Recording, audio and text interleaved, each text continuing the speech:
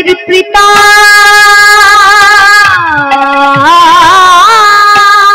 যারা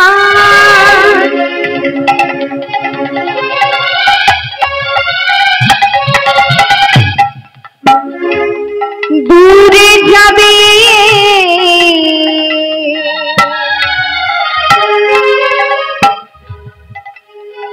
বলবে কৃষ্ণের নাম মোদের পিতা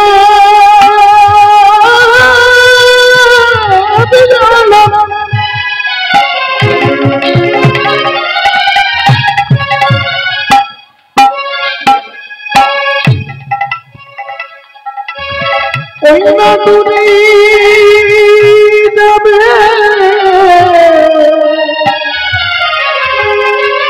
তোমরা বলো রে কৃষ্ণ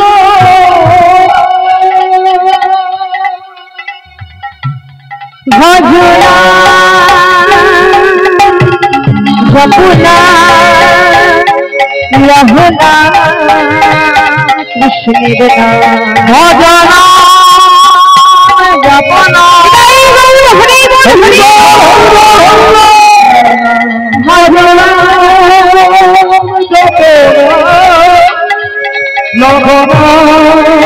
কৃষ্ণ ভজনা জপনা লহনা কৃষ্ণ ভজনা জপনা কৃষ্ণ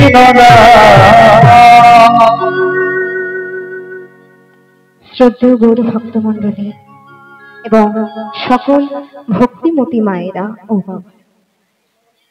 তা দেখুন মা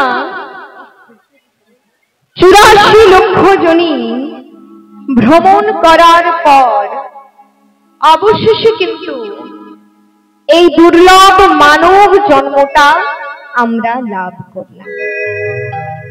যে মানব জন্মটা লাভ করি আজ আমরা এই হরিবাসরে এসেছি কিসের জন্য? না কীর্তন গান শ্রবণ করার জন্য।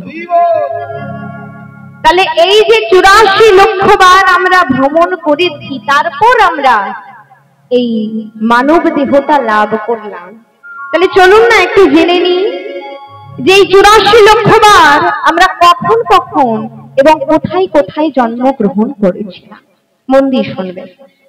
আস্তে 20 লক্ষ বার আমাদের জন্ম হয়েছিল বিভিন্ন বৃক্ষে অর্থাৎ গাছে, আর 9 লক্ষ বার আমাদের জন্ম হয়েছিল বিভিন্ন মৎস্যে অর্থাৎ মাছ।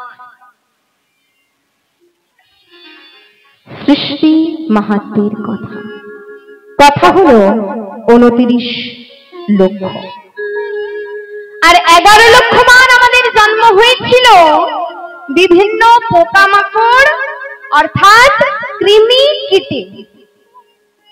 তাহলে এই 29 আর 11 কত হয় গো বাবা? 40।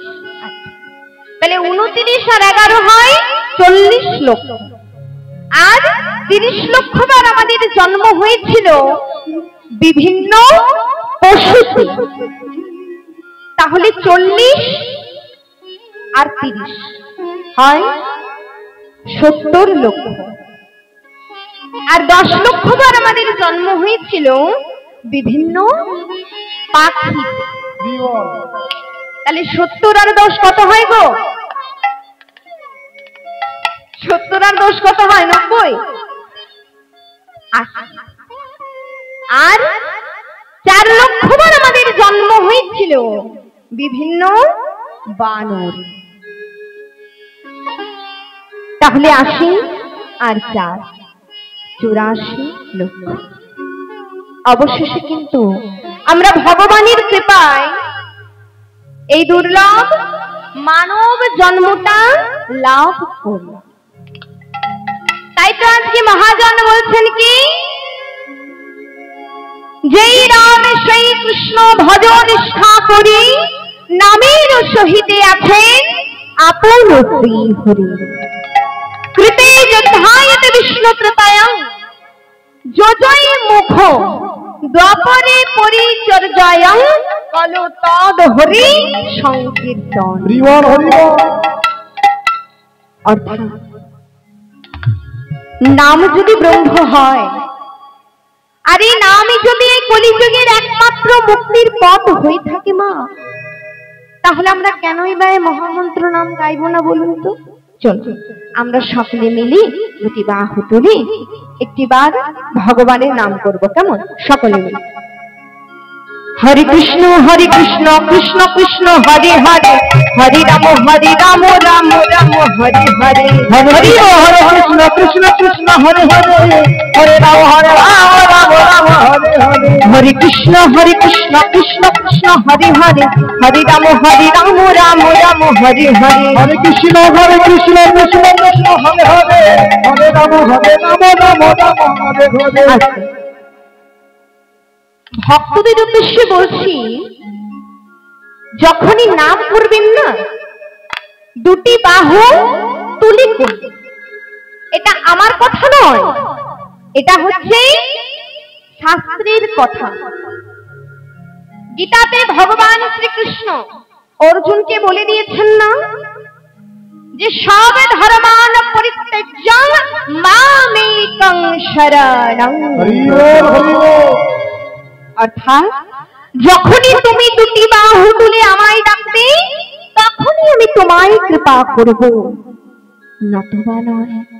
তাই বাবা যখনই নাম করবেন না দুটি বাহু তুলে করার চেষ্টা করবে। তার কারণ, তার প্রমাণ দিলেন মহাভারত। যদি বলেন মহাভারত কি প্রমাণ দিলেন? কেন আমাদের ভগবানের নাম এই মূল মন্ত্র গাইতে হলে দুটি বাহু তুলে গাইতে হয়, তার প্রমাণ আছে মহাভারতের কথা। মহাভারতে শকুনির চক্রান্ত হয়েছিল। কখন না সেই কপট পাশা খেলায়। সেই পাশা খেলায় ধর্মরাজ যুধিষ্ঠির সর্বশান্ত হলেন। বিধির বিধান, এমনকি দ্রৌপদীকেও সে পাশা খেলায় হেরে যেতে হলো। আরে যেই না দ্রৌপদী পাশা খেলায় হেরে গেলে, অমনি কৈরব প্রধান দুর্যোধন ভাই দুঃশাসনকে আদেশ করলেন, ওরে দুঃশাসন, বলি ওরে পাণ্ডবদের যে বড় অহংকার রে, তাই তুই একটা কাজ কর, তুই ওদের দ্রৌপদীকে এই চুলের মুঠি ধরে টানতে টানতে রাজসভায় নিয়ে এসে ওর বস্ত্র হরণ করে দে। আজকে দুঃশাসনের কথা মতো যেই না দুর্যোধন দ্রৌপদীর বস্ত্র হরণ শুরু করতে যাবে, অমনি সঙ্গে সঙ্গে মনে মনে চিন্তা করবে, আমি জানি যে আমার পঞ্চস্বামীরা এই জগৎ বিখ্যাত, কিন্তু তবে কে জানো তারা যে আজ আমায় রক্ষা করতে পারবে না গো, কারণ তারা যে কর্তব্যের কারাগারে বন্দী, তাই তো তারা আজ আমায় রক্ষা করতে পারবে না। কিন্তু মা গো, একটা কথা কি জানে, যারা সতী নারী হয় না, আচ্ছা মা বলুন তো, মায়েদের কাছে একটা ছোট্ট প্রশ্ন, আচ্ছা সতী নারীর কয়টা পতি? ও মা পতি মানে জানেন কি গো? পতি মানে জানেন? পতি মানে কি? আমি একটা কানে একটু কম শুনি, একটু যদি জোরে বলেন তাহলে ভালো হয়। পতি মানে কি? আচ্ছা মায়েরা কি বাড়িতে সেবা শান্তি করে আসেননি? করে আসেননি নাকি বাড়ি গিয়ে করবেন? কোনটা? তাহলে যদি করে এসেছেন একটু গলার ঝড়টা বাড়বে না? আচ্ছা পতি মানে কি? স্বামী, তাই তো? আচ্ছা বেশ, আচ্ছা আপনারা বলুন তো যে আপনাদের কয়টা করে পতি? একটু হাত তুলে দেখান আমাকে, যদি একটু বুঝতে পারি। একটি? সকলের একটি পতি তো? ও মা, তাহলে তো আপনারা সতী নারী নন। যদি বলেন কেন, তাহলে বলছি শোনো। কারণ সতী নারীর হলো দুইটি পতি। একটি হলো নিজ পতি, যা আপনাদের সকলেরই আছে, আর আরেকজন হলো আমার জগৎপতি। প্রেমানন্দে তাই গৌর হরি বল, হরি বল। এখন মায়েরা বলে বলে চিন্তা করবে, আচ্ছা আমাদের যদি একটি করে পতি, তাহলে কি আপনারা সতী নারী নন? আমরা কি সতী নারী নই? না, আপনারা সকলেই সতী নারী। যদি বলেন কি করে, না নিজ পতি যেটা আপনাদের সকলেরই আছে, কিন্তু জগৎপতি কোথায় থাকে গো? জগৎপতি তো আমাদের হৃদয় মাঝে, এই হৃদয় মন্দিরে অন্তর্যামী হয়ে বিরাজমান। তাহলে নিজপতি তো সকলেরই আছে, আর জগৎপতি সবার অন্তরে। তা দেখুন, আজকে দ্রৌপদী মনে মনে চিন্তা করছে, আমার নিজপতিরা তো অসহায়, কিন্তু আমার জগৎপতি তো আছে। তাই যেই না দুঃশাসন দ্রৌপদীর বসনটা ধরে টেনেছে, সঙ্গে সঙ্গে দ্রৌপদী করেছে কি, এক হাত দিয়ে নিজ বসনটাকে চেপে ধরেছে, যাতে বসনটা খুলে না যায়, আর আরেক হাত দিয়ে আমার পরমানন্দ গোবিন্দকে ডাকছে, হে পরমানন্দ গোবিন্দ, তুমি এই নারীর মান রক্ষা করো বলে। যেই না আমার পরমানন্দ গোবিন্দকে দেখেছি না মা, এদিকে আবার গোবিন্দের পাশে দাঁড়িয়েছিলেন কে? দেবশ্রী নারদ। নারদ মুনি ভগবানকে প্রশ্ন করলেন, আচ্ছা প্রভু, আমি শুনেছি তোমার নাম নাকি বিপদবারী মধুসূদন, কারণ তোমার কোন এক ভক্ত যখন বিপদে পড়ে তোমায় ডাকে যে হে গোবিন্দ আমায় উদ্ধার করো বলে, আর তাই তো তোমার ভক্তরা তোমার নাম দিয়েছে বিপদবারী মধুসূদন। তাহলে আজকে তোমার একজন ভক্ত বসনের জন্য তোমায় ডাকছে। আচ্ছা প্রভু, তুমি সাড়া দিচ্ছ না কেন প্রভু? বলতে পারো প্রভু, তুমি কি দাঁড়িয়ে দাঁড়িয়ে মজা দেখছ? সঙ্গে সঙ্গে নারদ মুনিকে ভগবান উত্তর দিলেন, নারদ, তুমি তো আমার দিকে চেয়ে দেখেছ নারদ, যে আমি আমার ভক্তকে কতটা ভালোবাসি, কিন্তু নারদ একবারও কি আমার ভক্তর দিকে লক্ষ্য করে দেখেছ যে আমার ভক্ত আমায় কেমন ভাবে ডাকছে? এবার যেই না নারদ মুনি দ্রৌপদীর দিকে লক্ষ্য করে দেখেছে কি না, দ্রৌপদী একটি বাহু তুলে পরমানন্দ গোবিন্দকেই ডাকছে।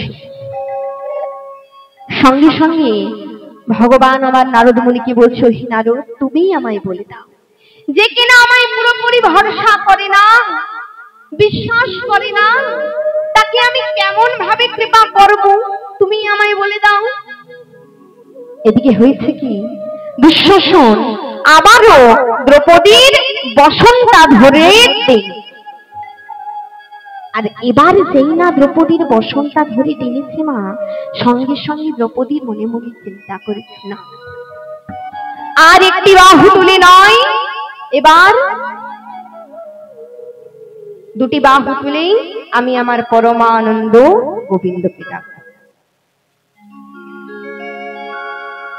যেমন কথা তেমন কাজ করেছে কি, দুটি বাহু তুলে আমার পরমানন্দ গোবিন্দকে ডাকছে। কেমন ভাবে বলছে, হে পরমানন্দ গোবিন্দ, তুমি যা করো, প্রেমানন্দে নিতাই গৌর হরি বল, হরি বল, হরি বল। যেই না আমার পরমানন্দ গোবিন্দকে ডেকেছে, অমনি সঙ্গে সঙ্গে আজকে নারদ মুনিকে ডেকে আমার গোবিন্দ বলছো, হে নারদ, তুমি কি দেখতে পাচ্ছ? ওই দেখো, আজকে যে আমার ভক্ত আমায় দুটি বাহু তুলে ডেকেছে গো। তা দেখুন না, আজকে দ্রৌপদী ভগবানকে দুটি বাহু তুলে ডেকেছে বলে ভগবানের মনে যে কতটা আনন্দ তার বলে বোঝানো সম্ভব। একজন ভক্ত যখন ভগবানকে ডাকে না, ভক্ত যতটা না বেশি খুশি হয়, তার চেয়েও বেশি খুশি কে হন? স্বয়ং আমার পরমানন্দ গোবিন্দ। তাছাড়া একটা কথা বলুন তো, আজকে দ্রৌপদী যতক্ষণ না দুটি বাহু তুলে আমার পরমানন্দ গোবিন্দকে ডাকে, ততক্ষণ কি কৃপা হয়েছে? হয়েছে? হয়নি। তাহলে আমরা যদি এইভাবে হাত গুটিয়ে বসে থাকি, তাহলে কি ভগবান আমাদের কৃপা করবেন? করবেন? করবেন না। তাহলে কি করতে হবে আমাদের? একটু বাহুগুলো তুলে আমার সাথে সকলে মিলে প্রেমানন্দে একবার ভগবানের নাম করবো, কেমন? সকলে দেখি, সকলে হাতগুলো তুলুন আমার সাথে একবার। হরে কৃষ্ণ কৃষ্ণ কৃষ্ণ হরে হরে, হরে রাম রাম রাম হরে হরে, হরে কৃষ্ণ কৃষ্ণ কৃষ্ণ হরে হরে, হরে রাম রাম রাম হরে হরে, হরে কৃষ্ণ কৃষ্ণ কৃষ্ণ হরে হরে, হরে রাম রাম রাম হরে হরে, হরে কৃষ্ণ কৃষ্ণ কৃষ্ণ হরে হরে, হরে রাম রাম রাম হরে, হরে কৃষ্ণ হরে হরে, হরে রাম রাম রাম হরে হরে।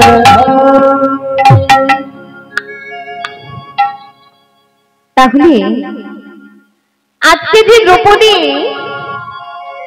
আমার ভগবানের কাছে বসনটা চাইছে, তাছাড়া বলুন তো, সে কি এমনি এমনি চাইছে? এমনি এমনি চায় না। সে কি করেছে? সে আমার ভগবানের কাছে কর্ম করে রেখেছে, তারপর তো ফলটা চাইছে। আর আমরা কি করি? আমরা সর্বপ্রথম ভগবানের কাছে আগে ফলটা চাই, তারপরে বলি প্রভু পরে না হয় একদিন কর্মটা করে নেব। আমরা তো কলির মানুষ, তাই উদাহরণ দিয়ে বললাম। কিন্তু একটা কথা ভেবে বলুন তো বাবা, এটা কি কখনো সম্ভব? সম্ভব না। কারণ একদিন স্বামী বিবেকানন্দ ঠাকুর রামকৃষ্ণ দেবীকে প্রশ্ন করেছিলেন, বলছে প্রভু প্রভু তুমি একটিবার আমায় কৃপা করো, প্রভু একটিবার আমায় কৃপা করো। রামকৃষ্ণ দেব উত্তরে বলেছিলেন, ওরে মূর্খ, কৃপা মানে জানিস? গ্রি আর পা, করে পা, ডু অ্যান্ড গিভ। আগে কিছু কর, আগে কিছু কর, তবে তো পাবি। আমরা যদি ভগবানের কাছে কর্মটা না করি, তাহলে আমরা ফলটা পাবো কি করে? তাই না? এই যেমন ধরুন, আপনাদের সকলেরই তো ব্যাংক ব্যালেন্স আছে, তাই না? অ্যাকাউন্ট আছে ব্যাংকের। আচ্ছা, এই ব্যাংকের অ্যাকাউন্টে আপনি যদি টাকাটা জমা রাখেন, তবেই তো আপনি সুদটা পাবেন। আর আপনি যদি টাকা জমা না রাখেন, তাহলে কি হবে? যখন আপনি সেই ব্যাংকের অ্যাকাউন্টের খাতাটি নিয়ে চেক করাতে যাবেন, তখন যারা চেক করবে তারা কি বলবে? যে তোমার অ্যাকাউন্টে কোনো টাকা পয়সা নেই, জিরো ব্যালেন্স। তাহলে ঠিক সেরকম ভগবানের খাতাতে আগে আমাদের কর্মটা করে রাখতে হবে, তবে না ভগবান লিখবেন। আর আমরা যদি কর্মটা না করি, তাহলে আমরা ফল পাবো কি করে? ঠিক তেমনি দ্রৌপদী আগে ভগবানের কাছে কর্মটা করে রেখেছিল, একবার নয় দুইবার। যদি বলেন কি কর্ম করে রেখেছিল? না, দ্রৌপদী ভগবানকে দুইবার বসন প্রদান করে রেখেছিল। আর যদি বলেন যে কখন কখন, তাহলে একটু ছোট্ট করে বলছি, মন দিয়ে শুনুন। একবার তখনকার দিনে দুর্বাসা মুনি ছিলেন খুব বড় মুনি। তো তখন দুর্বাসা মুনি নদীতে স্নান করতে গেলেন।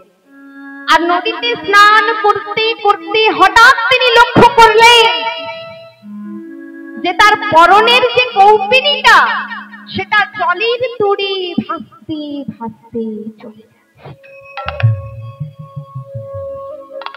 এহেন সময় সেই স্থানে এসে উপস্থিত হলো দ্রৌপদী। দ্রৌপদী এসে বলল, মুনিবর মুনিবর, আমি তো এবার স্নান করব, তা আপনি এবার জল থেকে উঠুন মুনিবর। সঙ্গে সঙ্গে দুর্বাসা মুনি দ্রৌপদীকে বলল, মা গো মা, তুমি তো আমার মেয়ের মতো মা, তোমার কাছে আমার দুঃখের কথা আর কিভাবে বলি জানো মা, আমার পরনের যে কৌপিনীটা সেটা না জলের তরে ভাসতে ভাসতে চলে গেছে। এ কথা শুনে দ্রৌপদীর মনে বড় কষ্ট হল। তাই দ্রৌপদী করল কি, সঙ্গে সঙ্গে সে যে বসনটা পড়েছিল না, সেই বসন থেকে এক টুকরো বসন কেটে দুর্বাসা মুনির দিকে ছুড়ে দিল। সঙ্গে সঙ্গে দুর্বাসা মুনি সেই এক টুকরো বসন গায়ে দিয়ে জল থেকে উঠে প্রশ্ন করল, মা কে তুমি মা, তোমার নাম কি, কি তোমার পরিচয়? দ্রৌপদী বলল, মুনিবর আপনি জানতে চান আমার নাম কি? তবে শুনুন, আমার নাম হলো দ্রৌপদী। এই কথা শুনি দুর্বাসা মুনি দ্রৌপদীর মাথায় হাত রেখে বলল, মা গো, এই যে আজ তুমি আমায় বসন প্রদান করলে মা, আমি তোমায় আশীর্বাদ করছি, তোমার আর কোনোদিনও বসনের অভাব হবে না। আর যদি তোমার কোনোদিন বসনের অভাব হয় তাহলে পরমানন্দ গোবিন্দ তিনি নিজে এসে তোমায় বসন প্রদান করবেন। তাই গৌর হরি বল, হরি বল, হরি বল। আর আরেকবার কখন শিশুপালকে বধ করার জন্য ভগবান শ্রীকৃষ্ণ সুদর্শন চক্রটা ছেড়েছিলেন। তো যখন এই সুদর্শন চক্রটা ছেড়েছিলেন না, একটু তাড়াহুড়ো করতে করতে ছেড়েছিলেন, যার কারণে আমার ভগবানের আঙ্গুলে একটুখানি আঘাত লেগেছে। সেটা কিন্তু কেউ দেখেনি। দেখেছিল কে না, একমাত্র দ্রৌপদী। দ্রৌপদী যেই না দেখলো যে আমার ভগবানের আঙ্গুলে আঘাত লেগেছে, সঙ্গে সঙ্গে দ্রৌপদী ভগবানের কষ্ট সহ্য করতে না পেরে সে যে বসনটা পড়েছিল সেই বসন থেকে এক টুকরো বসন কেটে ভগবানের আঙ্গুলের ওই ক্ষত জায়গাটায় শক্ত করে বেঁধেছিল। সেদিনও ভগবান দ্রৌপদীর মাথায় হাত রেখে বলেছিল, দ্রৌপদী, এই যে আজ তুমি আমায় বসন প্রদান করলে, আর তোমার কোনোদিনও বসনের অভাব হবে না। আর যদি তোমার কোনোদিন বসনের অভাব হয়ে থাকে তাহলে আমি নিজে এসে তোমায় বসন প্রদান করব। আচ্ছা মা বলুন তো, এই যে দ্রৌপদী যে কিনা আমার ভগবানের কাছে একবার নয় দুইবার কর্ম করে দেখেছিল, তাই কর্ম করা সত্ত্বেও দ্রৌপদী যখন বিপদে পড়ে ভগবানকে একটি বাহু তুলে ডাকলো, তখন ভগবান তার ডাকে সাড়া দিলেন না কেন? ভগবান তার ডাকে কেন সাড়া দিলেন না? দ্রৌপদী তো কর্ম করেছিল, একবার নয় দুইবার ভগবানকে বসন প্রদান করেছিল, তা সত্ত্বেও যখন সে একটি বাহু তুলে আমার পরমানন্দ গোবিন্দকে ডাকলো, তারপর সে কেন কৃপা পেল না? কেন পেল না জানো? ওই যে একটি বাহু তুলে ডেকেছিল তাই তো কৃপা পায়নি। আর যখন দুটি বাহু তুলে ডাকলো তখন পরমানন্দ গোবিন্দ নিজে এসে কৃপা করলেন। তাহলে দেখুন মা, আমাদের মতো ভক্ত আমরা কলির জীব, আমরা সারাদিনে কত অন্যায় করি, কত পাপ করি, তার তো ঠিক নেই। তো সে পাপকে মোচন করার জন্য ভগবান এই ধরাধামে অবতীর্ণ করেছেন এত সুন্দর মহামন্ত্র নাম। তা চলুন সকলে মিলে আবারও একবার ভগবানের জন্য হাতে তালি দিয়ে দিয়ে নাম করব, কেমন? সকলে মিলে नाम हरि का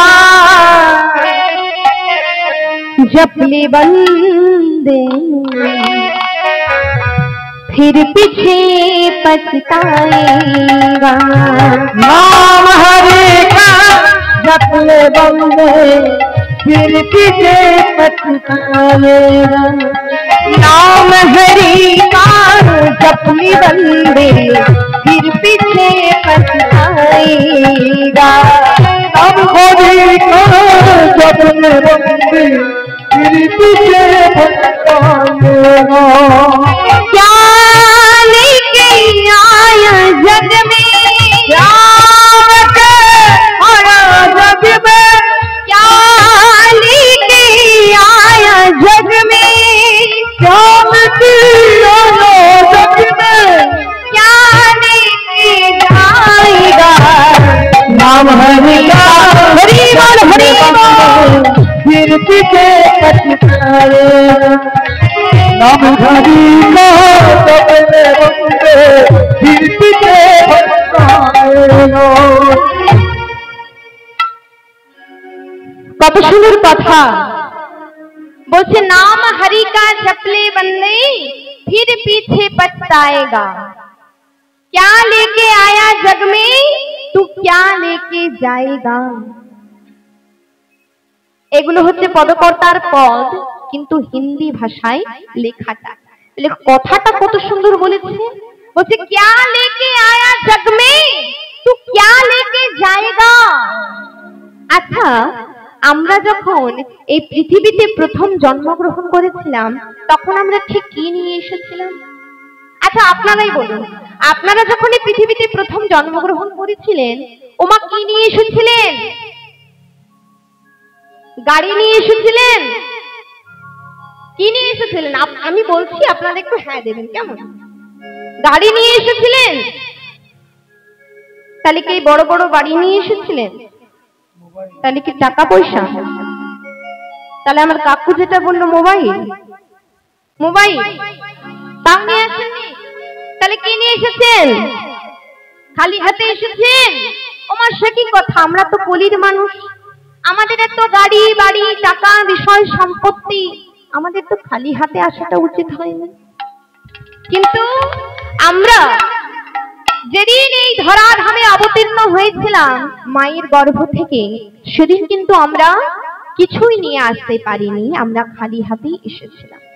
কিন্তু যেদিন আমরা এই মায়ার বন্ধনকে ত্যাগ করে চারজনার কাঁধে চড়ে বাঁশির দোলাই করে দুলতে দুলতে যেদিন আমরা শ্মশান ঘাটে যাব, সেদিন আমাদের কি হবে গো?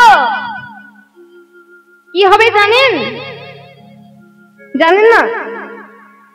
বলছে বলো হরি হরি বল, বলো হরি হরি বল, বলো হরি হরি বল, আমার গাড়ি হরি বল, আমার বাড়ি হরি বল, আমার ছেলে হরি বল, আমার মেয়ে হরি বল, আমার সংসার। হরি বল।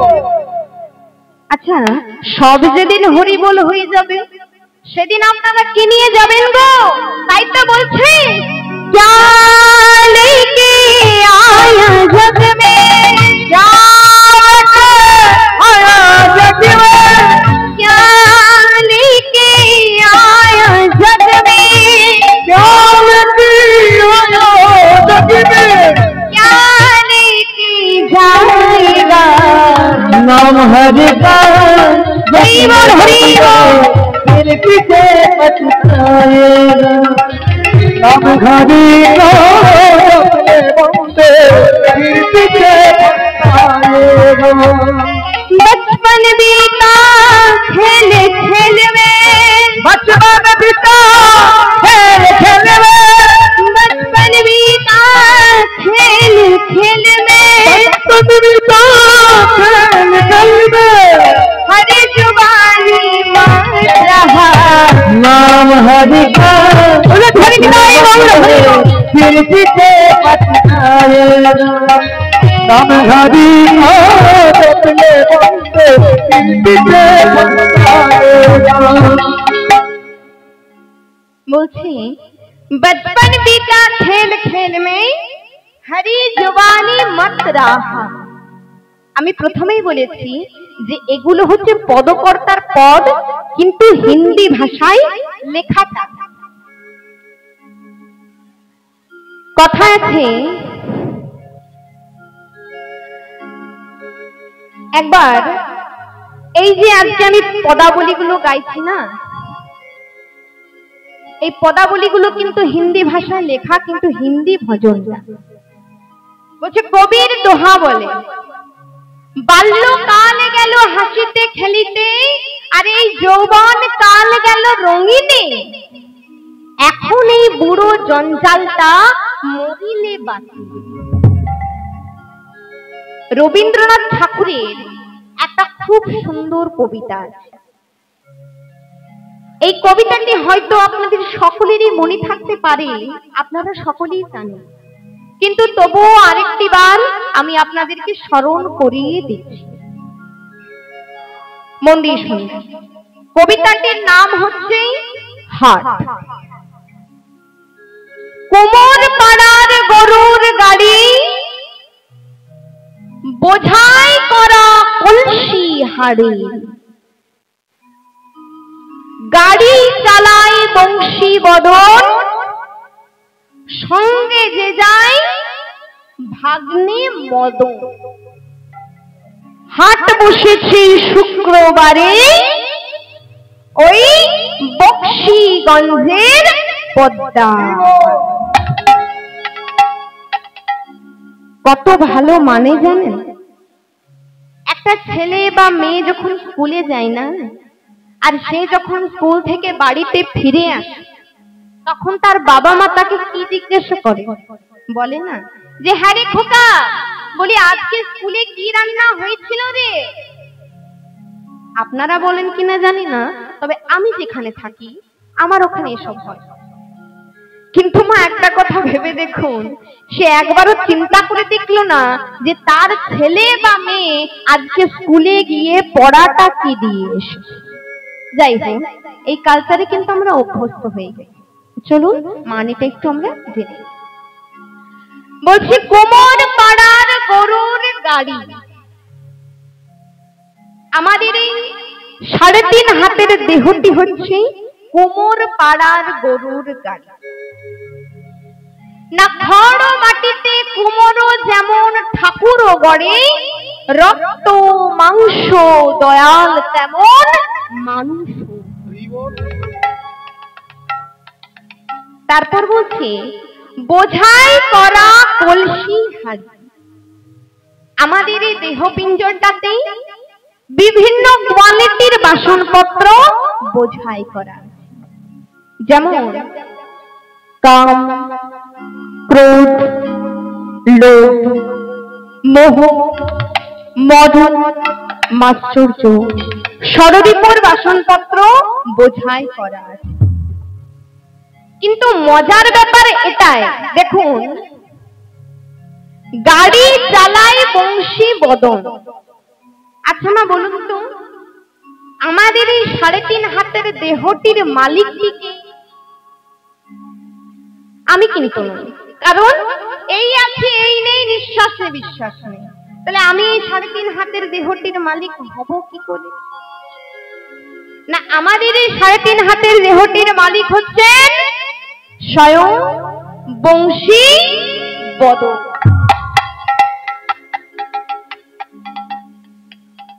আচ্ছা মায়েরা, কুরুক্ষেত্রে অর্জুনের রথের সারথি কে ছিলেন গো? কুরুক্ষেত্রে অর্জুনের রথের সারথি কে ছিলেন? কেউ জানেন না? কে ছিলেন? ভগবান শ্রীকৃষ্ণ। আচ্ছা বলুন তো, ভগবান যতক্ষণ অর্জুনের রথের সারথি হয়েছিলেন, ততক্ষণ কি অর্জুনের কোনো ক্ষতি হয়েছিল? হয়েছিল? হয়নি। তাহলে আমাদের এই 3.5 হাতের দেহটির মালিক যদি আজ বংশীবদন হতো, তাহলে তো ভালোই হতো। কিন্তু সঙ্গে যে যায় ভাগ্নে মদন। আচ্ছা মদন মানে কি? মদন মানে আশা, আকাঙ্ক্ষা, দুঃখ, জ্বালা, যন্ত্রণা, অহংকার, যেগুলো দেখতে দেখতে আমাদের পথভ্রষ্ট করে দেয়। তাহলে সোমবার গেল, মঙ্গলবার গেল, বুধবার গেল, বৃহস্পতিবারও চলে গেল। আচ্ছা মা, তাহলে হাটটা বসলো কবে? ওই যে বললাম আমি একটা কানে একটু কম শুনি, জোরে না বললে শুনতে পাবো। হাটটা বসলো কবে? শুক্রবারে। আচ্ছা কিসের হাট? কিসের হাট বসেছে গো? কিসের হাট জানেন? এ হচ্ছে প্রেমের হাট। হাট বসেছে শুক্রবারে ওই বক্সিগঞ্জের পদ্মা পারে। সোমবার গেল, মঙ্গলবার গেল, শৈশব গেল, কৈশব, বুধবার গেল, বৃহস্পতিবার চলে গেল, মানে এই যৌবন গেল আর বার্ধক্য। এবার যখন আমাদের এই শরীরটা আর চলছে না, তখন আমাদের মনে হলো যে একবার আমাদের ভগবানকে ডাকা উচিত। ভগবান ছাড়া শেষের দিনে আর আমাদের কোনো গতি নেই, গতি নেই, গতি নেই। তাই তো ভগবান আগে থাকতে বলেছিলেন, ওরে কলির জীব, একবার চিন্তা করে দেখ, যে সময় তোরা চাইছিস না, এই সময় যদি তোরা নাম না করিস, এই সময় যদি একবার চলে যায়, সে সময় কিন্তু তোরা আর ফিরে পাবি না রে। তা সময় থাকতে ভজনা কর, সময় যদি চলে যায় সে সময়কে আর ফিরে পাওয়া যায় না। লালন ফকিরের একটা খুব সুন্দর গান আছে, ছোট্ট করে গাইছি, মন দিয়ে শোনো। ওরে মনি রে আমার,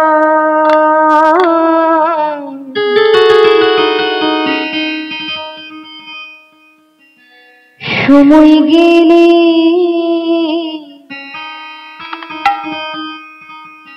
সময় গেলে সাধু। সতী, তাহলে বলো তো এখন আমি কোথায় গেলে সোনা দানা পাবো? মা সতী বলছে, না স্বামী, এটা বললে তো হবে না, তোমাকে কিছু না কিছু তো আমায় দিতেই হবে। বেশ, তাই হবে, তুমি যখন কিছু চাইছো আমি তাই দেব। আজকে ভোলানাথ মা সতীকে দিলেনটা কি? কি দিলেন জানেন? দিল কি? একটি লাল পেড়ে সাদা শাড়ি দিল, যেটা আপনারা পুজোতে দান করেন, সেই লাল পেড়ে সাদা শাড়ি। আর কি দিল না, একটি রক্ত জবা ফুলের মালা মায়ের গলায় পরিয়ে দিল। এবার সঙ্গে সঙ্গে যেই না মায়ের গলায় রক্ত জবা ফুলের মালা পরিয়ে দিয়েছে, তারপর করেছে কি, এক সিটি সিঁদুর নিজে হাতে পরিয়ে দিয়েছে, আর মায়ের চরণে নিজ হাতে আলতা পরিয়ে দিয়েছে। এবার বলছে, সতী এবার তোমার খুব সুন্দর লাগছে, তাহলে এবার নয়তো তুমি তোমার বাপের বাড়ির পথে রওনা দাও। কিন্তু তার আগে নন্দী আর ভিড়িঙ্গিকে ডেকে ভোলানাথ বলছে, ওরে নন্দী রে, ওরে ভিড়িঙ্গি, তোর মা তো আমাকে বড় ভালোবাসে, আর আমি জানি আমার শ্বশুর মশাই আমায় একদম সহ্য করতে পারেন না। ওখানে গিয়ে আমার শ্বশুর মশাই আমার নামে অনেক নিন্দে করবে, কিন্তু ওরে তোরা তোর মাকে একটু চোখে চোখে রাখিস, কারণ তোরা তো জানিস তোর মা আমার অপমান সহ্য করতে পারে না।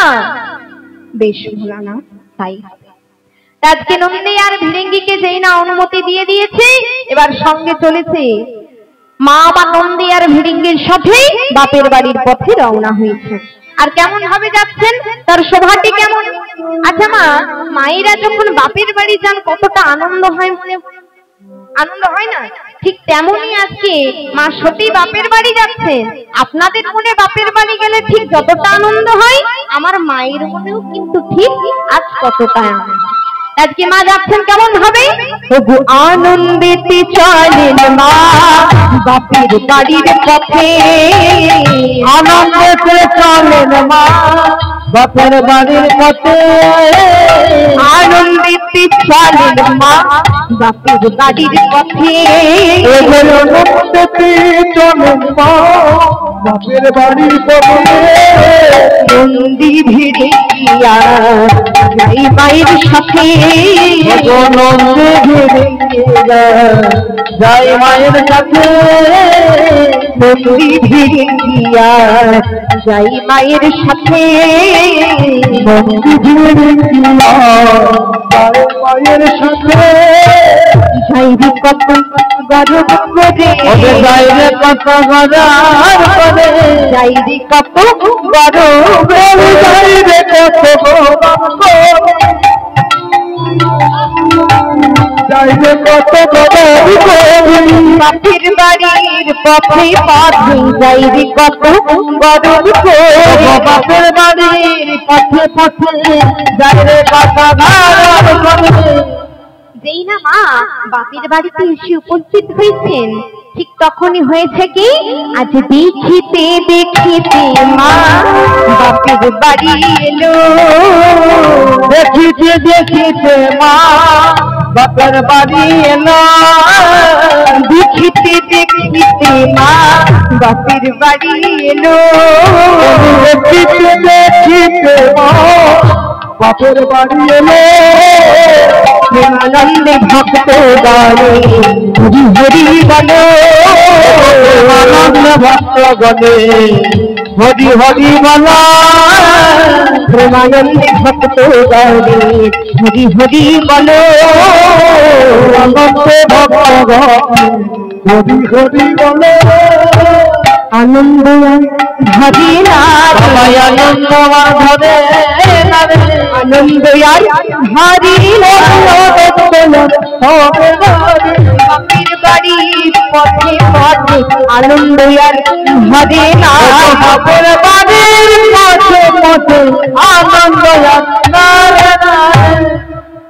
যেই না মা বাপের বাড়িতে এসে উপস্থিত হয়েছেন এখন মা সতীর মাতা প্রসূতি মা সতীর মায়ের নাম হচ্ছে প্রসূতি এখন প্রসূতি এসে মা সতীকে জড়িয়ে ধরে বলছে ওরে সতী সতী রে আজ এতদিন পর তোর মায়ের কথা তোর মনে পড়লো সতী বল না সতী এতদিন হয়ে গেল তুই আমার কাছে আসিসনি তোর কি তোর মায়ের কথা একটু মনে পড়েনি আচ্ছা সতী তুই একা এসেছিস তোর স্বামীকে নিয়ে আসিসনি মা সতী মা প্রসূতিকে জড়িয়ে ধরে বলল মা মাগো তোমরা তো আমাদের নেমন্তন্ন করোনি মা আমি এসেছি বিনা নেমন্তন্নে তাও কিসের জন্য এসেছি জানো পিতার কাছে জবাব দেওয়ার জন্য এসেছি আমি নেমন্তন্ন খেতে আসিনি মা আমি জানতে এসেছি পিতা কেন সকল দেবতাদের নেমন্তন্ন করেও আমাদের নেমন্তন্ন করলো না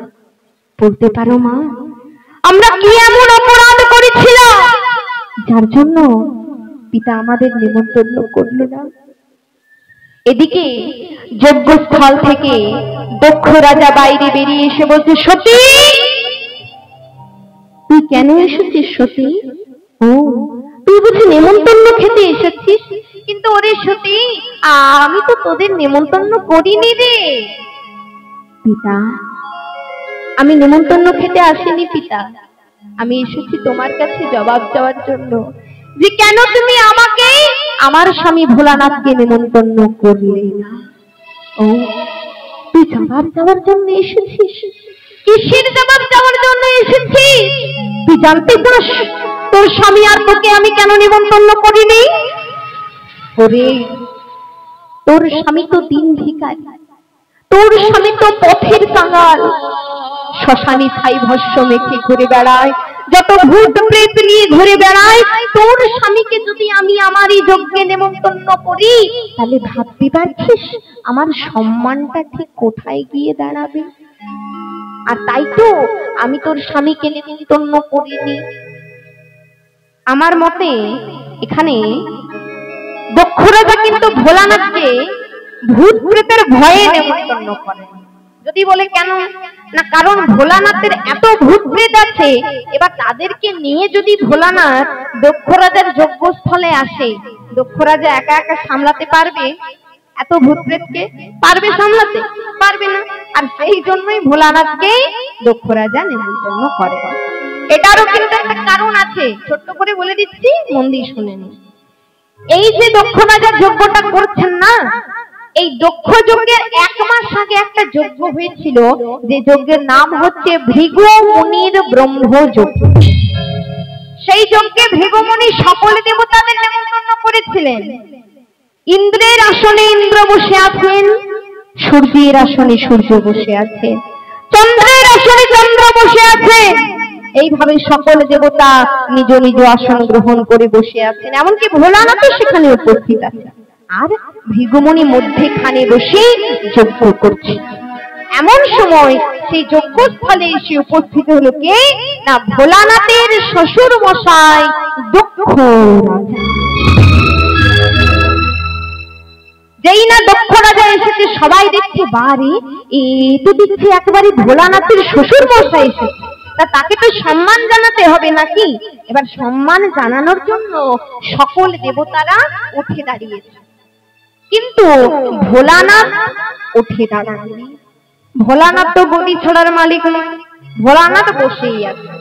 এখন কেউ লক্ষ্য না করলেও নারদ মুনি এটা লক্ষ্য করেছে যে সবাই সম্মান জানিয়েছে দক্ষ রাজাকে, কিন্তু একমাত্র তার ছোট জামাই শিব তাকে সম্মান জানানোর জন্য উঠে দাঁড়ায়।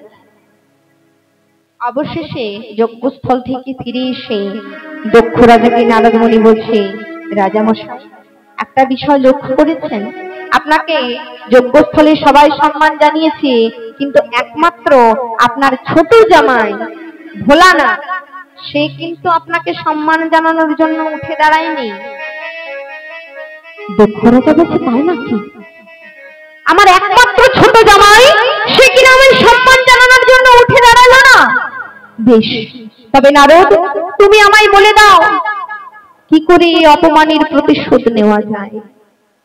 নারদ মুনি তখন ভোলানাথের কানে একটা বিষ ঢেলে দিল। কি করলো না, দক্ষ রাজার কানে একটা বিষ ঢেলে দিল। কি বললো না, রাজামশাই এই যে আপনার একমাত্র ছোট জামাই আপনাকে সম্মান জানানোর জন্য উঠে দাঁড়ায়নি, আপনি একটা কাজ করুন, আপনিও একটি যজ্ঞ করুন, সেই যজ্ঞটির নাম দিন দক্ষ যজ্ঞ।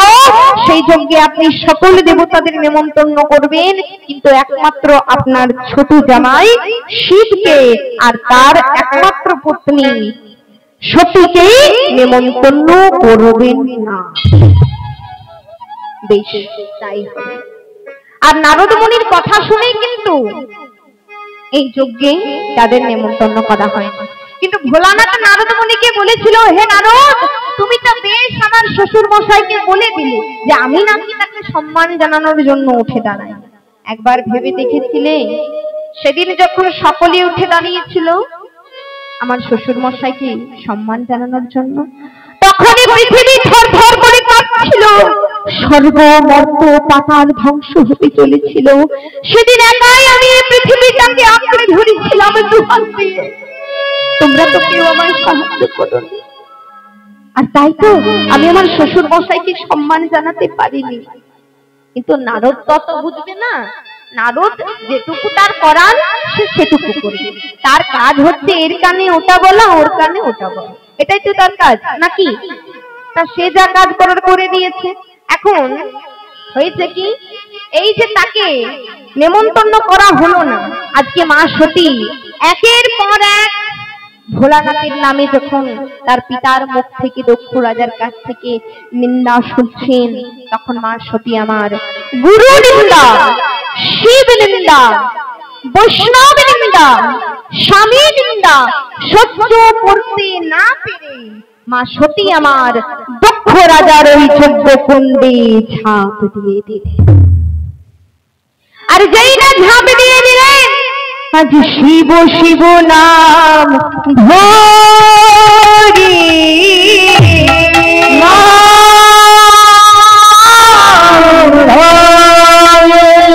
সতীময় আমার কাঁদিতে লাগিল, রাজা যজ্ঞ কুণ্ডে সতীময় আমার ঝাঁপ দিয়ে দিল। যেই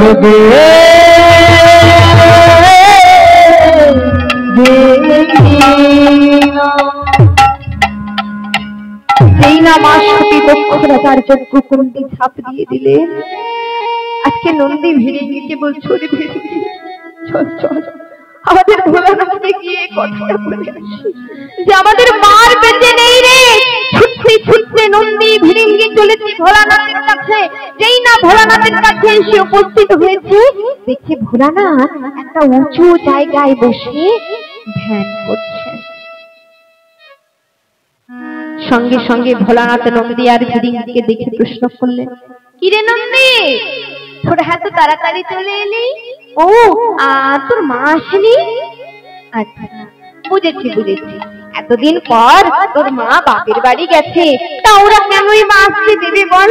তা হ্যাঁ রে নন্দী, তোর মাকে বলে এসেছিস তো যেন একটু তাড়াতাড়ি করে চলে আসে, কারণ তোর মা যদি আমার পাশে এসে না বসে তাহলে যে আমি শান্তিতে ধ্যান করতে পারবো না রে। ভিড়িঙ্গি নন্দীকে বলছে, ওরে নন্দী আর কত শুনবি, বলে দে না যে আমাদের মার বেঁচে নেই। সঙ্গে সঙ্গে নন্দী ভোলানাথকে বলছে, প্রভু জানো প্রভু, তুমি বলেছিলে না যে মা তোমার অপমান সহ্য করতে পারে না। ওখানে দক্ষ রাজা তোমার শ্বশুর মশাই যখন তোমার নামে একের পর এক নিন্দা করছিল, মা সতী আমার শিব নিন্দা, বৈষ্ণব নিন্দা, গুরু নিন্দা, স্বামী নিন্দা সহ্য করতে না পেরে দক্ষ রাজার ওই যজ্ঞকুণ্ডে ঝাঁপ দিয়ে সঙ্গে সঙ্গে ভোলানাথ যে উঁচু জায়গাতেই বসেছিল সেই জায়গাটা থেকে ফট করে পড়ে গেল আর নন্দী আর ভিড়িঙ্গিকে জড়িয়ে ধরে বলল, ওরে ভিড়িঙ্গি তোরা আমায় কি কথা শোনালি? ওরে নন্দী রে, আমি তো তোদের দায়িত্ব দিয়েছিলাম, তোদেরকে বলেছিলাম তোরা তোর মাকে একটু চোখে চোখে রাখিস, কিন্তু তোরা তা পারলি না। ওরে নন্দী তোরা তবে কিসের জন্য তোর মায়ের সাথে গিয়েছিলিস? বল বল নন্দী, তোরা কি করে বসলি? ওরে নন্দী আর যে আমি তোদের মাকে কোনোদিনও ফিরে পাবো না রে। সেই যজ্ঞস্থলে মায়ের আধ পোড়া দেহটাকে নিয়ে ভোলানাথ আকাশ পথে নৃত্য করতে আরম্ভ করলেন। আর এদিকে স্বর্গের দেবতারা ছুটতে ছুটতে নারায়ণের কাছে গিয়ে বললেন, হে নারায়ণ, উদ্ধার করো প্রভু, একটিবার আমাদের রক্ষা করো প্রভু। এইভাবে যদি ভোলানাথ মা সতীর আধ পোড়া দেহটাকে নিয়ে আকাশ পথে নৃত্য করতে থাকে তাহলে যে অনর্থ হয়ে যাবে, এই স্বর্গ মর্ত্য পাতাল ধ্বংস হয়ে যাবে। তুমি কিছু একটা উপায় বের করো প্রভু। নারায়ণ মনে মনে চিন্তা করলেন, যতক্ষণ না পর্যন্ত মা সতীর আধপোড়া দেহটাকে ভোলানাথের কোল থেকে আলাদা করা যাবে ততক্ষণ পর্যন্ত কিন্তু ভোলানাথের নৃত্য থামাবেন না। তাই করেছেন কি, ভোলানাথ আজকে মা সতীর দেহটি এক এক খণ্ডে ভাগ করে দিলেন। আজ তবে তো নারায়ণ সুদর্শন চক্র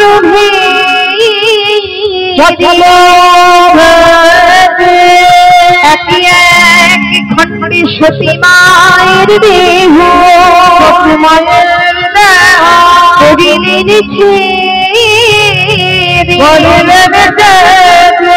এক এক খণ্ড সতী মায়ের স্থানে পড়িল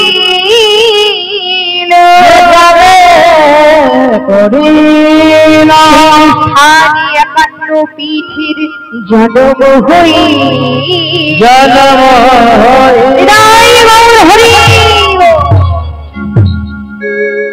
যেই না মায়ের এক একটি খণ্ড ভাগ করে দিলেন, বিচ্ছিন্ন হয়ে গেল খণ্ডগুলি, আর যে যে স্থানে সেই খণ্ডগুলি পড়ল জন্ম হলো 51টা পিঠির।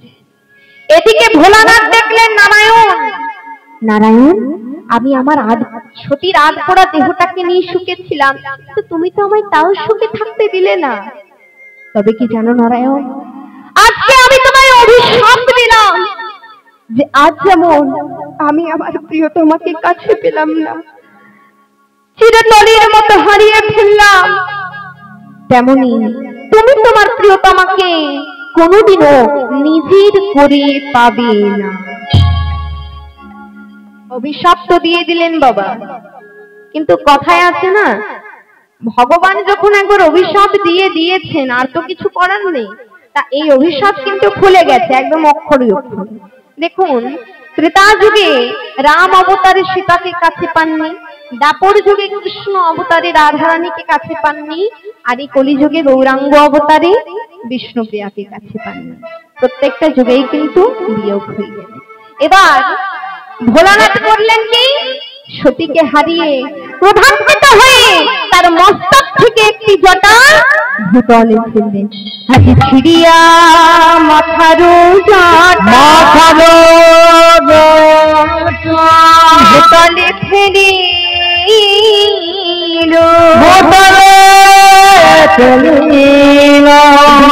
ভদ্র নামে শিবের জটা হতি জনমিনী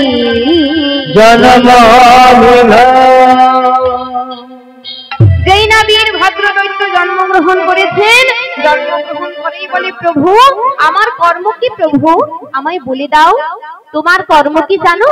তবে শোনো, ওই দক্ষ যজ্ঞের পণ্ড চাই আর দক্ষ রাজার মুন্ডু চাই। বেশ, তাই হবে প্রভু। তাই আজকে দক্ষ রাজার কাছে যাবে বলে বীর ভদ্র দৈত্য রওনা দিচ্ছেন। তার আগে ভোলানাথ বলছে, শোনো তুমি একা যেও না, ওখানে অনেক দেবতারা আছে তো, তুমি তাদের সঙ্গে পেরে উঠবে। একটা কাজ করো, তুমি আমার ভূত প্রেত গণকে সঙ্গে লই, তবেই তুমি দক্ষ রাজার কাছে যাও। বেশ, তাই হবে। তার সকল ভূত প্রেত গণকে সঙ্গে করে লই আজকে বীর ভদ্র দৈত্য চলেছে কোথায় না দক্ষ রাজার কাছে। আর কেমন ভাবে যাচ্ছে গো, তার শোভাটি কেমন হয়েছে, ভূত প্রেত সঙ্গে করি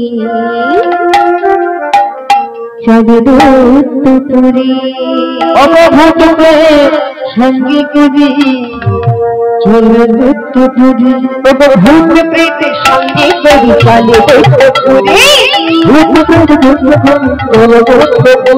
আজ ধরো ধরো মারো মারো কালো রব করে, ধরো ধরো মারো মারো কালো রব করে, ধরো ধরো মারো মারো কালো রব করে, ধরো ধরো মারো মারো কালো রব করে, খেদারি খেদারি মারি যাতে কোপাম ভালে, খেদারে খেদারে মারে যাতে কোপাম ভালে, খেদারি খেদারি মারি যাতে কোপাম ভালে, খেদারে মারে যাতে কোপাম ভালে। আরে ভৃগুমণির লম্বা দাড়ি টানিল তখন, ভৃগুমণির লম্বা দাড়ি টানিল তখন, দাড়ি ছিঁড়ে ছিঁড়ে দিল দাড়ি ছিঁড়ে দিল রে,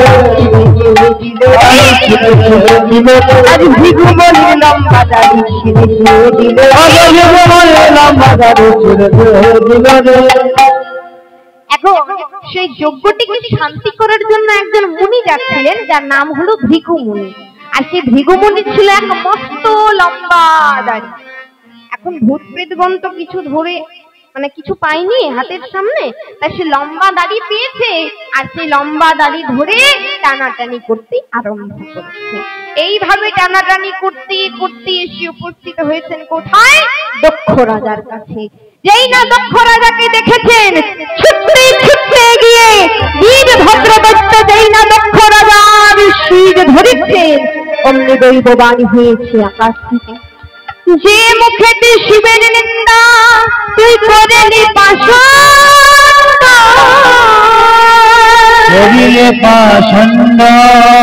এই দেখ অশ্রী দিয়ে কেটে দিলাম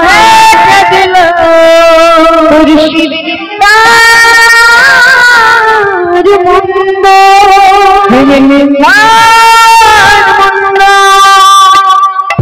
যেই না দক্ষ রাজার শিরোচ্ছেদ করেছেন, ও সুস্মরণ হয়ে উপস্থিত হয়েছেন স্বয়ং ভোলানাথ। এবার যেই না স্বামীর প্রাণ চলে গেছে, মা প্রসূতি ছুটতে ছুটতে গিয়ে ভোলানাথের চরণ দুটো ধরে বলছে, প্রভু আমি জানি এই ইহজগতে তুমি আমার একমাত্র কন্যার স্বামী হলেও কিন্তু তুমি তো সকলের প্রভু। তা প্রভু, তোমার কাছে আমি মিনতি করছি, একটিবার তুমি আমার স্বামীর প্রাণটা ফিরিয়ে দাও। আমি জানি আমার স্বামী দোষ করেছিল, কিন্তু সে তো তার পাপের শাস্তি পেয়ে গেছে। প্রভু, এবার নয় তুমি তার প্রাণটা ফিরিয়ে দাও। কথায় আছে সকল দেবতাদের মধ্যে সবাইকে একটু বেশি ডাকতে হয়, কিন্তু ভোলানাথকে যদি একটু ডাকা যায় না, তাহলে কিন্তু ভোলানাথ সন্তুষ্ট হয়ে যায়, একটুতেই সন্তুষ্ট।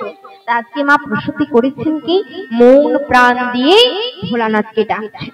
আর কেমন ভাবে ডাকছেন? জয় শিব শঙ্কর ভোলা মহেশ্বর, জয় শিব শঙ্কর ভোলা মহেশ্বর, তুমি পরম ব্রহ্ম প্রভু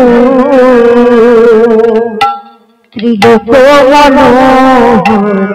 ওম নমঃ শিবায়, ওম নমঃ শিবায়, ওম নমঃ শিবায়, ওম নমঃ শিবায়, ওম নমঃ শিবায়, ওম নমঃ শিবায়,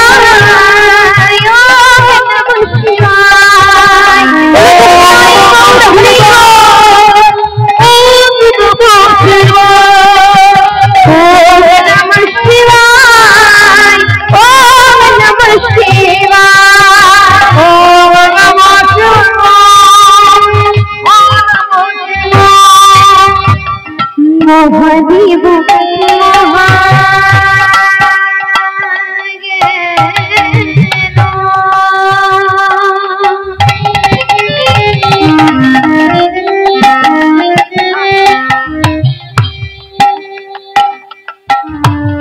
মহাযোগী মহেশ্বর,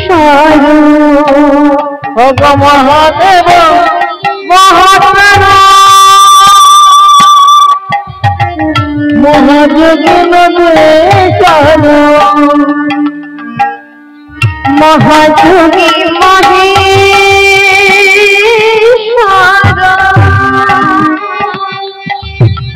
মহাদেব মহাজ্ঞান, মহাদেব মহাযোগী মহেশ্বর, সর্ব পাপ হারিব মপদায় নমঃ।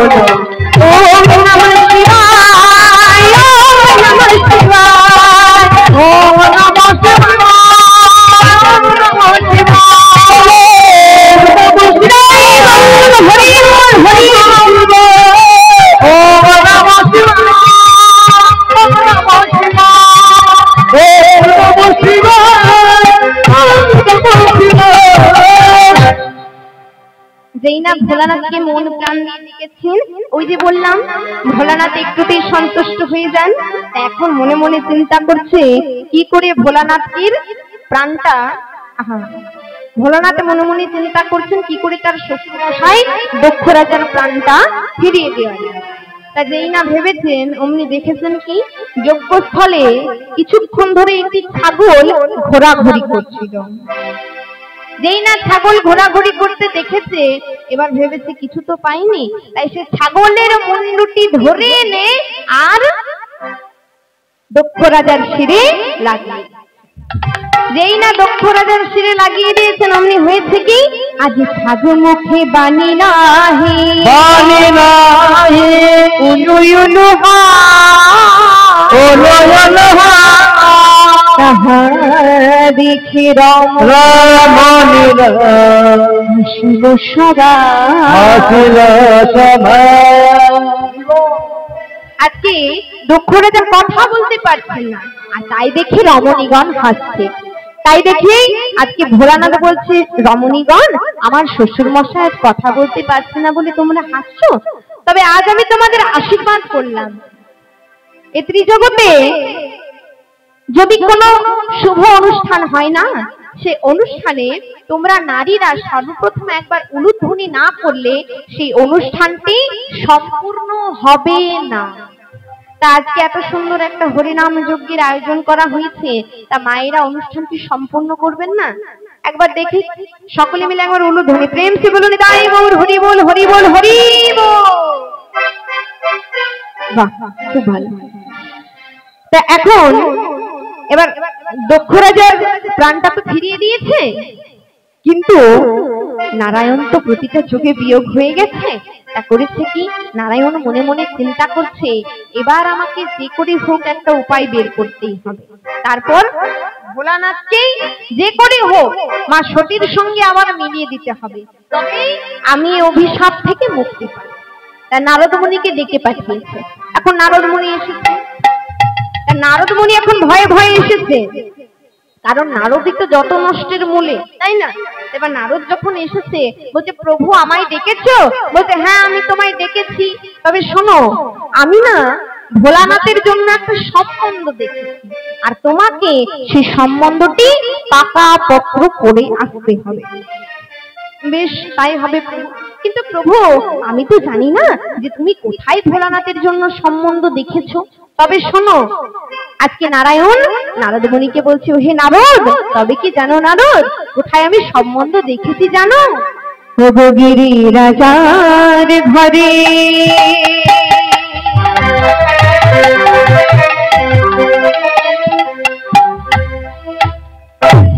মেনুকা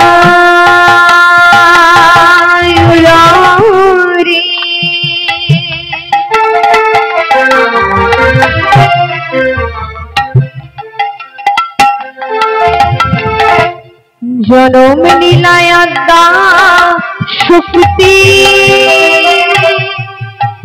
অজগিরি রাজার ঘরে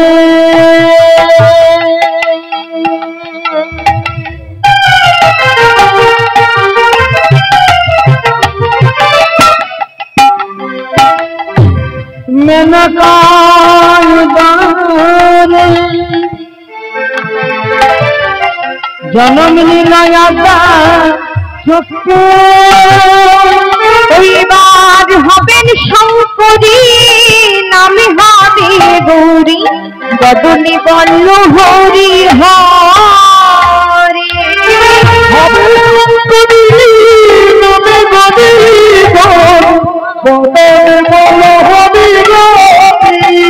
এবার হবেন শঙ্করী নামে হবে গৌরী বদনে বল্ল হরি হরে।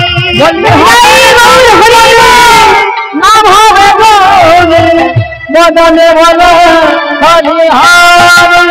আজ সতী মায় আমার জন্ম নিলা,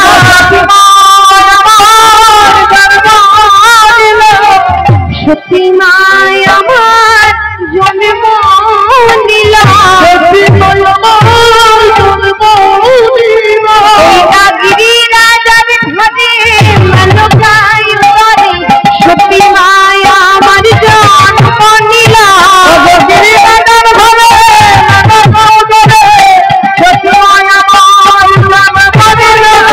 গিরি রাজার ঘরে মেনকায়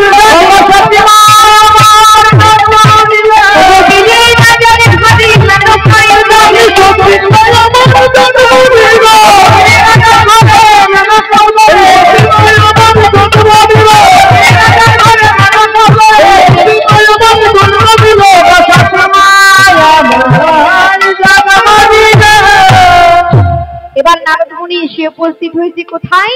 ওই গিরি পর্বতের কাছে, গিরি রাজার কাছে। ডাক দিয়েছে রাজা মশাই, ও রাজা মশাই, বুড়ি বাড়িতে আছেন নাকি গো? রাজা মশাই বাইরে বেরিয়ে এসে দেখছেন কি না স্বয়ং নারদ মুনি এসেছে। নারদ মুনিকে ডেকে বলছে আচ্ছা নারদ মুনি, আজ তুমি আমাদের বাড়িতে এসেছো, আমাদের কি সৌভাগ্য। এবার নারদ মুনিকে ভেতরে নিয়ে গেছেন। মেনকাকে ডাক দিয়েছে, ও মেনকা দেখবে এসো, নারদ মুনি এসেছে গো। যেই না মেনকা এসেছে সঙ্গে সঙ্গে নারদ মুনি বলছি আচ্ছা রাজা মশাই আপনার তো একটা মেয়ে আছে না? বলি বিবাহ দেবেন নাকি? আমার হাতে কিন্তু একটা ভালো পাত্র আছে। গিরি রাজা বলছে বেশ তা ভালো তো, তা আচ্ছা পাত্রের পরিচয়টা কি একবার জানি? পাত্রের পরিচয় জানতে যাও? তবে শোনো, এই সুপাত্র আর কেউ নয় গো, একে জানো? এ হচ্ছে স্বয়ং দেবাদিদেব ভোলানাথ।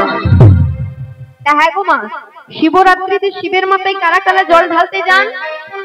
সবাই যান? মায়েরা এখনো পর্যন্ত কিন্তু ঘাড়গুলো নাড়াচ্ছেন। আমি বুঝতে পারছি না আপনাদের ঘুম পাচ্ছে। ওই আমার তো পাই, ঘুম পেলে চলবে না।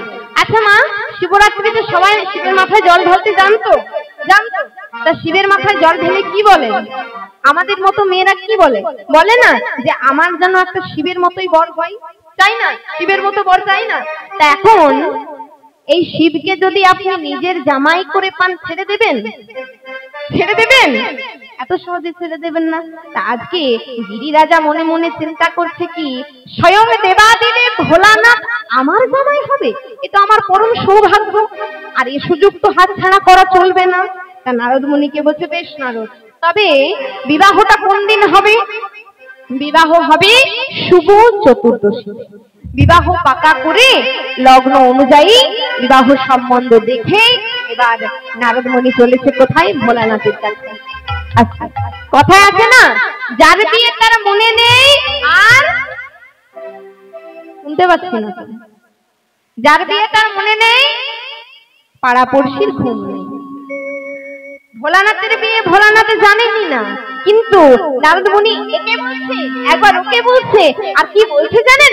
বলছে, হ্যাঁ রে শোন শোন, আজকে আমাদের ভোলানাথের বিবাহ, কেমন? তোদের সবার নেমন্তন্ন রইল, তোরা আসবি তো? সবার নেমন্তন্ন, আপনাদেরকেও বলছি, আপনারাও আসবেন, কেমন? আজকে আমাদের ভোলানাথের বিবাহ। এখন যেই না এইভাবে নেমন্তন্ন করতে করতে ভোলানাথের কাছে এসে উপস্থিত হয়েছে, দেখেছি ভোলানাথ যোগাসনে ধ্যান করছে। ডেকে বলছে, ও প্রভু, প্রভু শুনছো প্রভু? নারায়ণ বলেছে, মা সতীর সঙ্গে তোমার আবার বিবাহ দিয়ে দেবে। আবার সতীর সঙ্গে বিবাহ দেবে? কিন্তু একটা কথা বলো দেখি নারদ, আমি যে বিবাহ করতে যাব, আমি তো কোনোদিনও এইভাবে বিবাহ করতে যেতে পারি না, আমার কাছে তো সোনার রথ নেই, আমি কিসে চড়ে বিবাহ করতে যাব শুনি? এখন নারদ মুনি বলছে, প্রভু সোনার রথের কি প্রয়োজন বলেছে? তোমার কাছে তো নন্দী আর ভিড়িঙ্গি রয়েছে নাকি? এই নন্দী আর ভিড়িঙ্গির পিঠে চড়ে তুমি বিবাহ করতে যাবে, আর সোনার রথের প্রয়োজন নেই। আচ্ছা বেশ, তাই হবে। কিন্তু নারদ জানো কি, এই মাঝে মাঝে না আমার বাগধানটা খুলে যায়। তা খুলে যায় তো কি হয়েছে? তোমার এত সর্প, একটা ভালো সর্প দেখে শক্ত করে বেঁধে নিও, তাহলে তো হয়ে যাবে। বেশ, তাই হবে। এবার করেছে কি, নারদ মুনি ভোলানাথকে বলছে, প্রভু তুমি তৈরি হয়ে থাকো, আমরা জল সইতে যাচ্ছি, জল সই এসে তোমাকে শুভ লগ্নে বিবাহ করতে নিয়ে যাব, কেমন? বেশ। তা আজকে সকল পাড়া পড়শি মিলে নারদ মুনির সঙ্গে চলেছেন কোথায়? জল সইতে। কেমন ভাবে যাচ্ছেন? গো আজ ভোলা বাবার হবে গো বিয়ে, জল সাধিতে যায় তোরাই তোরাই, তোরা কে কি যাবিয়া, আজ ভোলা বাবার হবে গো বিয়ে, জল সাধিতে যায় তোরা, তোরা তোরা কে কে যাবিয়া। আজ ভোলা বাবার হবে গো বিয়ে, জল সাধিতে যায় তোরা আয় তোরা আয়, তোরা কে কি যাবিয়া। ভোলা বাবার হবে গো বিয়ে, জল সাধিতে যায় তোরা তোরা,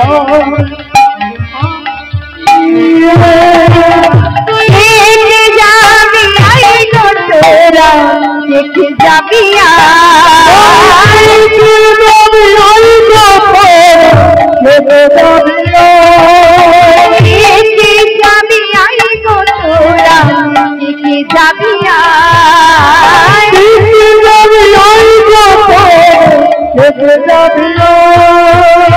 আজ ভোলা বাবার হবি ঘবি, জল সাধিতে যায় তোরাই তোরাই, তোরা কে কে যাবিয়া।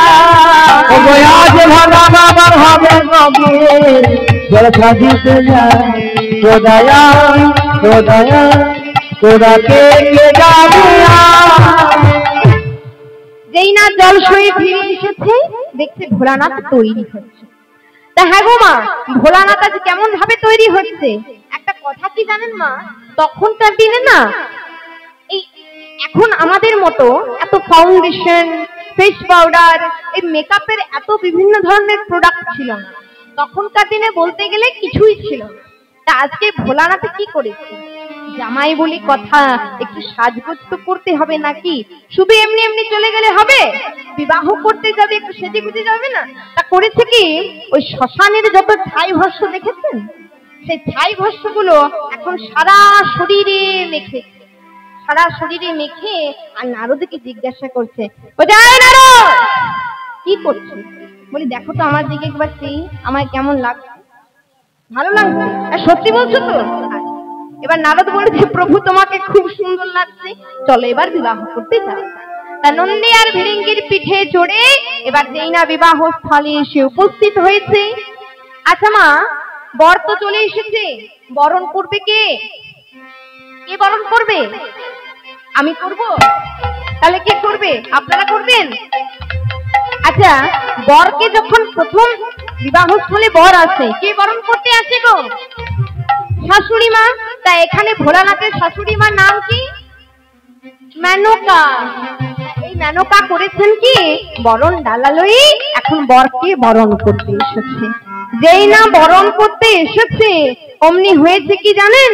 আজ সর্প নড়িয়ারে চড়ে, সর্প নড়িয়ারে চড়ে, নড়িয়ারে চড়ে, নড়িয়ারে চড়ে, ঈশ্বর মূলের গন্ধ পেয়ে নড়িয়ারে চড়ে, ঈশ্বর মূলের গন্ধ পেয়ে নড়িয়ারে চড়ে। হ্যাঁ গো মা, নারদ মুনিকে ভোলানাথ বলেছিল না যে আমার এই বাঘ খালটা মাঝে মাঝে খুলে যায়? তা নারদ কি বলেছিল? যে একটা ভালো সর্প দেখে শক্ত করে বেঁধে নিও। কিন্তু নামে তো আর এমনি নারদ নয়, মাথায় বুদ্ধি আছে, তাই না? এখন নারদ কিন্তু খুব চালাক, মনে মনে ভেবেছে প্রভু এইভাবে তোমাকে শুধু শুধু বিবাহ করতে যেতে দেব নাকি? তা করেছে কি, মেনকা যখন বরণ ডালা লয়ে বরণ করতে এসেছে, সকলের আড়ালে মেনকার বরণ ডালায় এক টুকরো সর্পগন্ধা রেখে দিয়েছে, কেউ কিন্তু দেখতে পায়নি। এবার যেই না সর্পগন্ধা রেখে দিয়েছে অমনি সেই সর্পগন্ধার গন্ধে হয়েছে কি, আজ সর্প নড়ে আর চড়ে, সর্প নড়ে আর চড়ে, নড়ে আর চড়ে, সর্প নড়ে আর চড়ে, ঈশ্বর মূলের গন্ধ পেয়ে নড়ে আর চড়ে, ঈশ্বর মূলের গন্ধ পেয়ে নড়ে আর চড়ে। তাই মেনকা বরণ ডালালো, বরণ ডালালো, শিবের সম্মুখে দাঁড়ালো। ভোলানাথ দিগম্বর দিগম্বর হই, দিগম্বর হইল, সবাই বলিতে লাগিল মেনকা।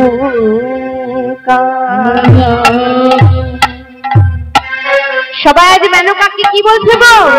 বলছে মেনকা, ও মেনকা, মেনকা মেনকা মেনকা মাথায় লিলু ঘুমটালো, ঘুমটালো ঘুমটা, বেছে বেছে করে জামা,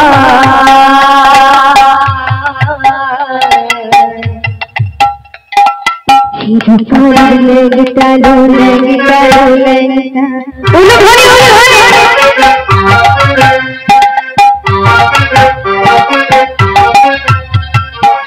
মেনকা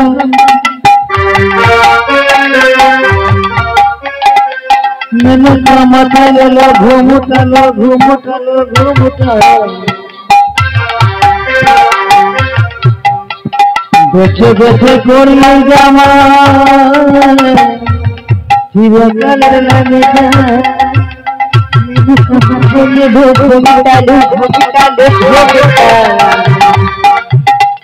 দেখে দেখে করে জামাই, চিরকালের লেগটালো লেগটালো।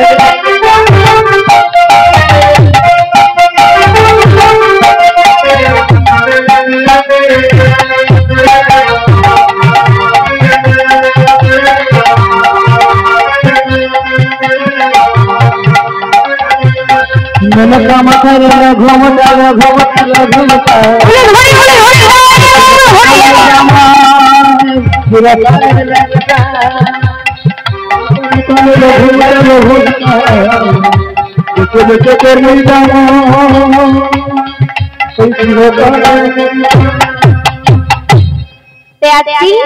ব্রহ্মাপতি এসেছিল ভোলানাথের বিবাহটি সম্পূর্ণ করার জন্য। ওটাই ব্রহ্মাপতি ভোলানাথের বিবাহ সম্পূর্ণ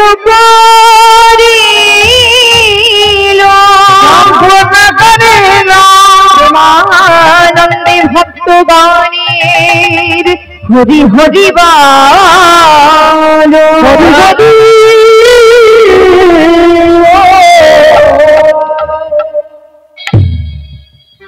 চলুন আর শুনবেন মায়েরা, এবার একটু উঠে দাঁড়ান। এবার তো শেষ নাকি? এবার একটু সকলে মিলে আনন্দ করব, সবাই একটু আনন্দ করব সকলে মিলে।